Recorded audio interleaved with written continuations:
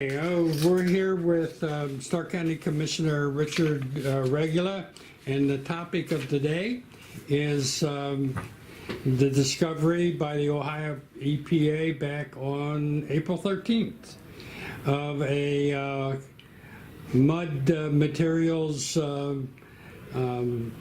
pollution problem with a potentially, use that word, with the water supply down in Navarre area where Commissioner Regula probably have lived most of your life. I have. Okay. Yep. And I ride by the site every day on my bicycle.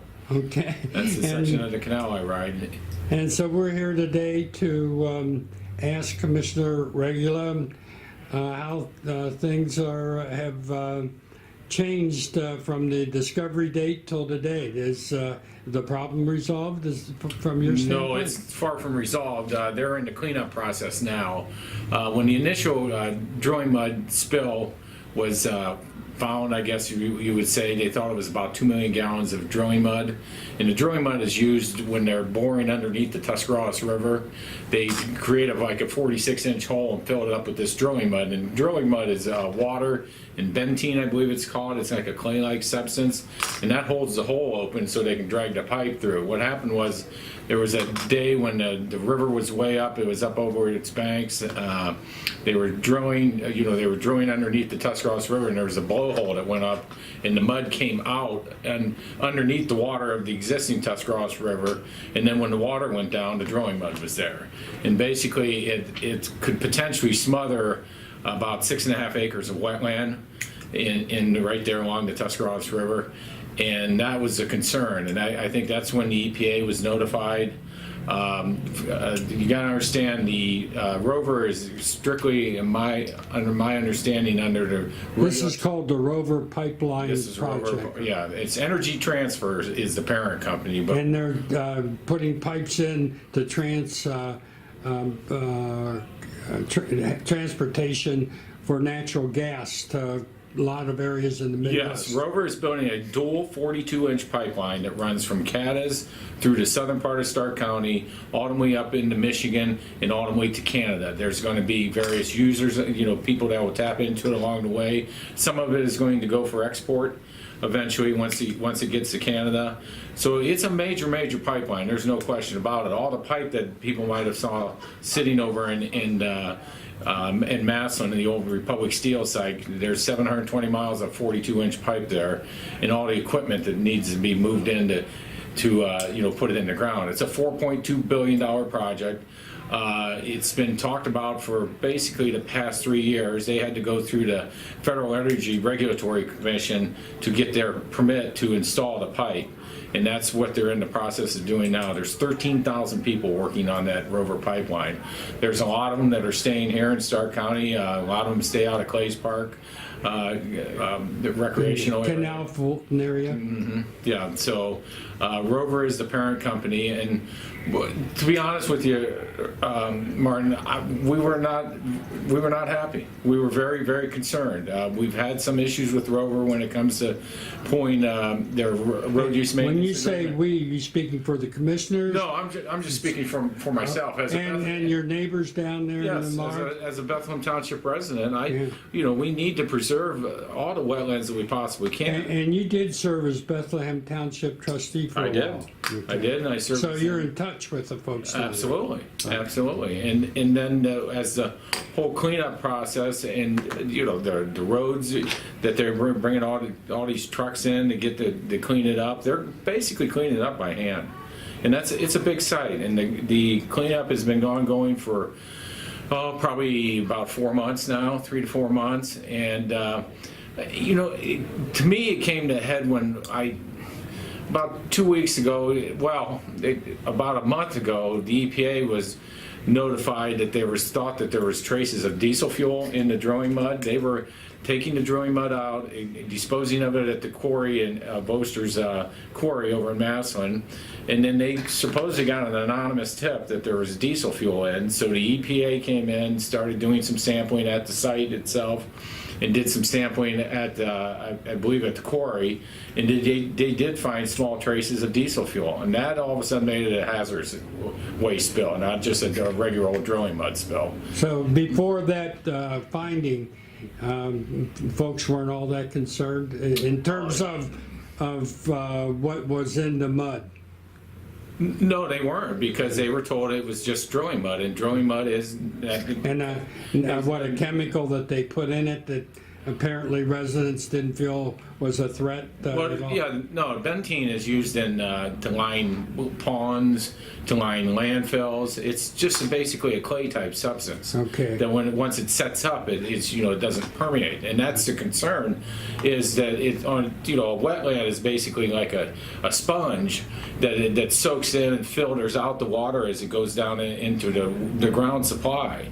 And by plugging that 6.5 acres up, the ecosystem is not fragile, but it will recover. But you certainly have to be concerned about it.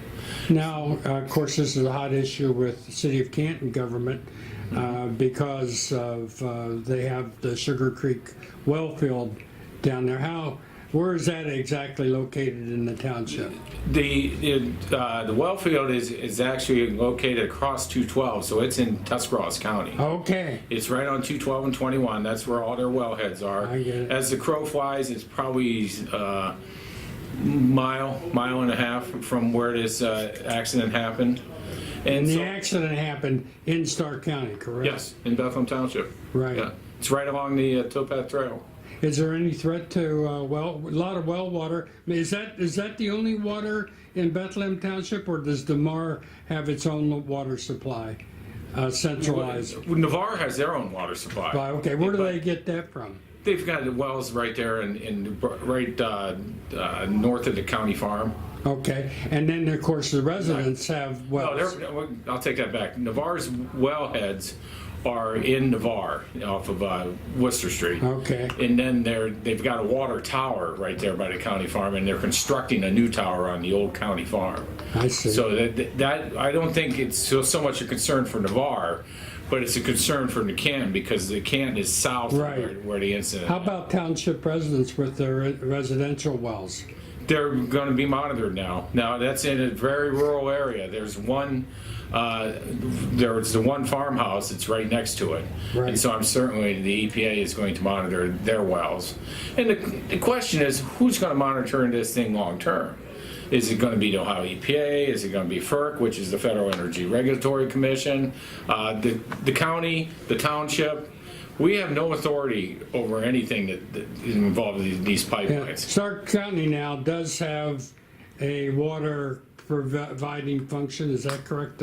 Some areas of the township, or We have a small water system up in Lake Township. and that's it. That's it. Okay, Yeah. and that's not a part of this problem. No.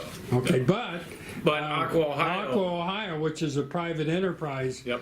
and they're saying they're testing their water and they're not finding any contaminants, but they're watching it because they do supply water out in the townships. What, a half Absolutely. dozen or so? Absolutely. And the city of Massillon. Okay. In other areas, but the main concern for Aqua is the Massillon well fields that are right there by where they were disposing of the drilling mud waste. Well, getting back to Canton, and you may not know very much about this, but then again you might. The water superintendent over there, Tyler Converse, is quoted in area media as saying that the accident occurred, I think, about what? Back in March, I believe it was. Pardon? March. Right. Was it the event timing of the event? Right. Was April. It was discovered by the EPA in April. It may have happened before that.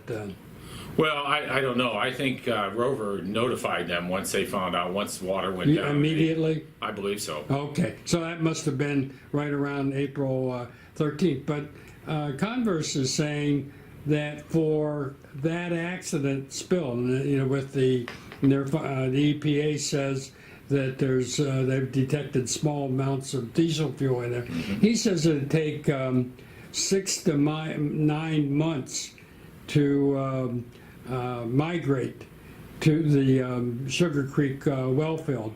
But he doesn't expect that to happen, but it could. I mean, if he's Sure. talking about, and that poses a concern anyway. And to follow up on your point about who's going to monitor this to see whether or not it does migrate, and if it does migrate, that's makes it a much bigger issue. Is that correct? Well, yes, and as far as I'm concerned. Right. And I know the city, I read in the paper the other day, they're hiring some sort of Law firm, right? Yeah, consultants. And I would assume that the EPA will continue to do the monitoring around the site itself.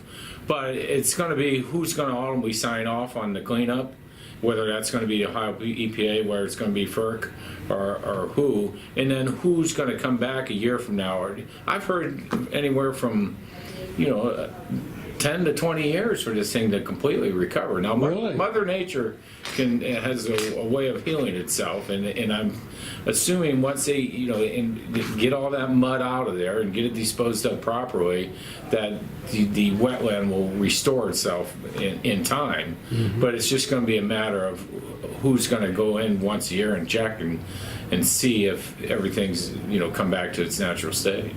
Does it concern you at all, if I have my information correct, that the company that's doing this work initially said that there was no pollutants in the mud, and now the Ohio EPA's gone in there, and apparently it's not a huge volume, but still they're confident that there's diesel fuel in there. Does it bother you at all that the company would speak to that before they really knew?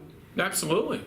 I mean, it bothers me a lot. I mean, and that's why I'm glad whoever gave them the anonymous tip or whoever tipped off the Ohio EPA looked into it. I mean, Rover could deny it, but it's obviously once the EPA got involved, and so that's why we're going to rely on them to make sure this thing is cleaned up properly before before they either sign off it or FERC signs off of it. Have you had any conversations with Rover? I have. What? I have, because I tell you what, when this all happened, when I found out about the diesel fuel, and I'm just doing this on my own. I'm As a citizen, right? Yeah, as a citizen of Bethlehem Township. I made some contacts because I'd heard they didn't pull stormwater permits on the whole project, and because I heard that from some folks in Wayne County, and so I contacted our local soil and water. They said no, it's the ODNR, which Ohio Department of Natural Resources. Contacted them. They said no, it's the Ohio EPA. And so I was in contact with the Ohio EPA. I expressed my concerns about the drilling mud spill. And I was at a meeting a couple weeks ago that Rover's spokesperson was there. And I expressed to her my concerns about not only the drilling mud spill, but the road issue. We've had to pull their permits, and you can talk to Keith Bennett about it. We've had to pull their permits twice because they were tearing up some roads and not putting them back properly, and the only way to really get their attention was to pull their road permits, so they couldn't move the equipment. I mean, the equipment that's being moved on this thing is absolutely incredible. Is it a bigger deal than with the fracking operation? One of the complaints that anti-frackers have had isn't just the fracking process itself. It's tangential issues like heavy equipment going over roads. Well, and I agree with that, but I'm a firm believer that if you're going to transport energy, and if we are going to become independent of foreign countries when it comes to energy, pipelines are the safest way to transport them, in my opinion. Instead of putting them on trucks or putting it on rail, natural gas pipelines are proven to be the safest way possible to transport a significant amount of energy, but you got to do it right and you got to do it safely. And I expressed my concerns, so I was contacted by Rover, and they have their corporate office. After you met the official at this meeting, correct? Yeah. And And so I went and sat down with them, and we had a very good discussion. And they said, "Would you like to come out and see the site?" I said, "I absolutely would, as a citizen of Stark County." And so I did my safety training, and we went out and looked at the site and saw all the work that they were doing to clean it up. And then I was just kind of more curious than anything else to go see how the whole directional boring was done. And I'll tell you what, Martin. It didn't alleviate all my concerns, but in talking to these folks and getting their experience, they're here to do the right thing. They're here to put in a pipeline. They convinced you that they want. Are you convinced that they want to do it right? Yes, absolutely convinced they want to do it right. And for 99% of it, I'm convinced they are doing it right. And I'm confident that the Federal Energy Regulatory Commission, because when I happened to be there that day, there was a FERC inspector there. So we have national, state, and local government folks zeroing in on this. They're being focused on. There's no question about it. And they Have know the that. Bethlehem Township trustees looked into this at all? Do you know? I don't know. Okay. I don't know. But I'm sure they're concerned about it. Right. I'm sure their biggest concern is their roads. Mm-hmm. And they assured me that when they get done, that all these roads are going to be put back to the way they were either better or before they started moving the equipment in.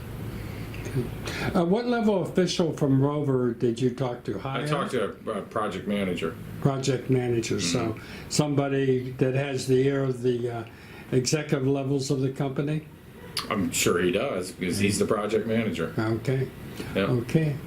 Well, thank you, Richard Regula, Stark County Commissioner, Right. who's speaking not as a commissioner, but as a citizen who's lived your whole life In Bethlehem in Township. Bethlehem Township, Yeah. the focal point of where this accident happened. Thank you, Richard. You're welcome.